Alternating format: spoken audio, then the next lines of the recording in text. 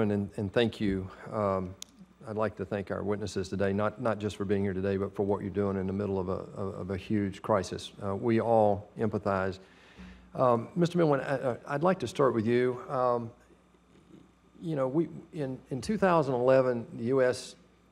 Created a vacuum into which ISIS began to grow. They needed land to legitimize the caliphate. They've done that. In the last few years, we've created a vacuum by not having a Syrian strategy, and now we just see in the last few weeks the formalization of Russia's presence there with military troops and so forth. In the last 5 years especially, we've seen Iran and Russia supporting the Assad regime, which we've been talking about today. My question is what complication does Russia now showing up with military presence, and do you have any perspective being in the region? You talk about development and humanitarian help coming together. I'd like to know how this development and the lack of a U.S. strategy in the region complicates your ability to deal with the ongoing crisis. I have a couple of follow-up questions on that about prevention. Thank you very much, Senator. And I should say that every time the senators applaud the work of our organizations, it's very reinforcing for our staff who are out there in the field in really the most dangerous places doing extraordinary work. And I want to thank you very much for what you said, which I see as a tribute to their work. I think that in respect of the complication, I think you said, that's been inserted by the Russian moves over the last 2 or 3 weeks, I have to defer to those who are privy to the intelligence and to the military option making that's going on. As the leader of a humanitarian organization, what I have to keep on stressing is that all decisions, both military and political and humanitarian, need to be made with the needs of the citizens at the heart. What I would point to over the last 5 years is the extraordinary fragmentation and complexity that's been that's developed both within Syria and in Iraq as well. And that complication makes it doubly difficult for us to do our job. So the negotiation that's necessary to have local consent to deliver aid depends on engaging with a bewildering array of local actors whose power changes sometimes on a weekly basis. The wider point about the Russian role I think has to be split into 2 parts. Until the passage of the UN Security Council resolutions, there was no cover for the cross-border work that we and others were trying to do. And so the issue then was trying to get that cover.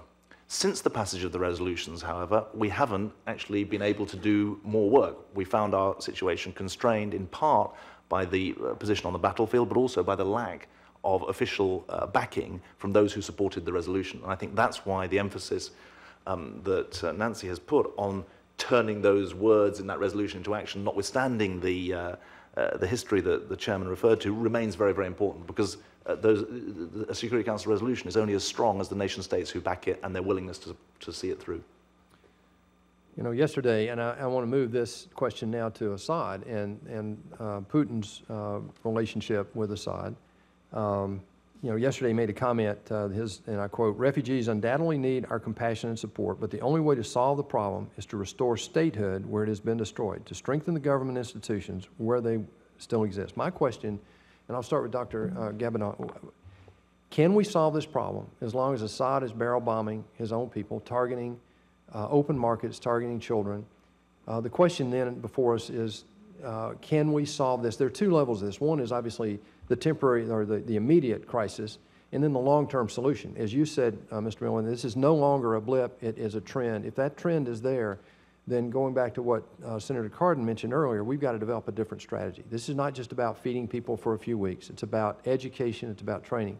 So my question is, in trying to prevent this now, or at least getting at the immediate crisis, how should we look at Putin's comments relative to Assad, and also what Iran's position has been over the last decade with regard to Bashar Assad?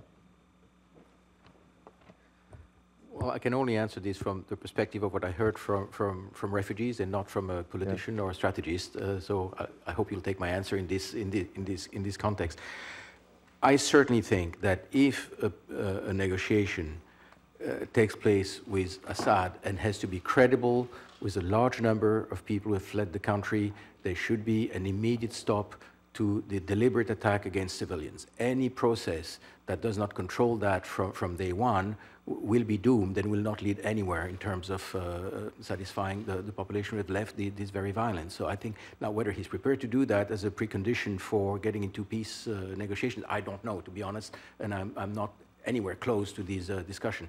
But I think it's essential that people who are going to be associated to a peace settlement have to make a commitment to stop immediately the sort of deliberate attack on civilians. I know that in a conflict there will always be civilian casualties, you know, by the very nature of the conflict, but the deliberate attacks on civilians is something that is far too grievous to sustain a peace process. You know, we've all traveled to the region. Senator Gardner and I were just there this spring in Jordan. They're overwhelmed. They've basically, the parallel would be if the United States had accepted refugees that would be the size of England, for example. They're overwhelmed. We see that. What I'm really concerned about long-term are the children. We talk about it being half the problem basically today.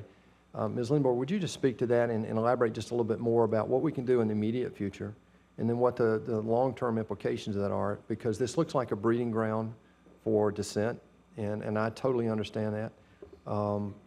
Would you just speak to that and what we need to be doing now in order to prevent further exaggeration of this crisis in the future? Yes, you're absolutely right. I mean, there's an enormous population of children who are out of school, both from the Syria crisis in Iraq and through the region, who are the next generation growing up without a future, without a sense that they have something positive to connect to.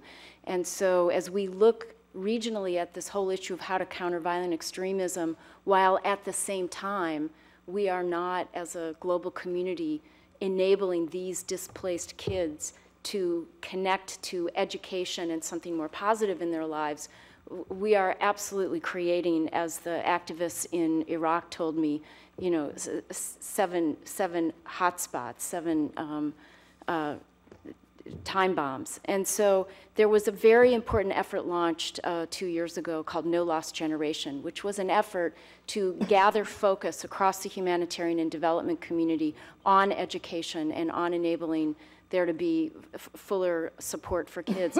And one of the challenges that we have, and David spoke to this, is that we get trapped inside the differing mandates and stovepipes of the way in which we deliver humanitarian and development assistance. And so my hope is that this current crisis will really catalyze us to move further and faster on some of the more innovative ways that we know we can use to provide more appropriate assistance that gives people a chance to have a living, to get the kind of help they need to recover from trauma, to get their kids educated.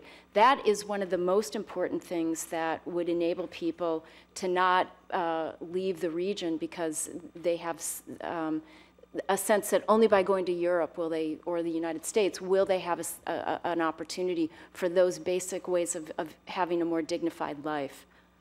Thank you. Thank you, Mr. Chairman. Thank you. I might just point out the barrel bombs are being delivered by air,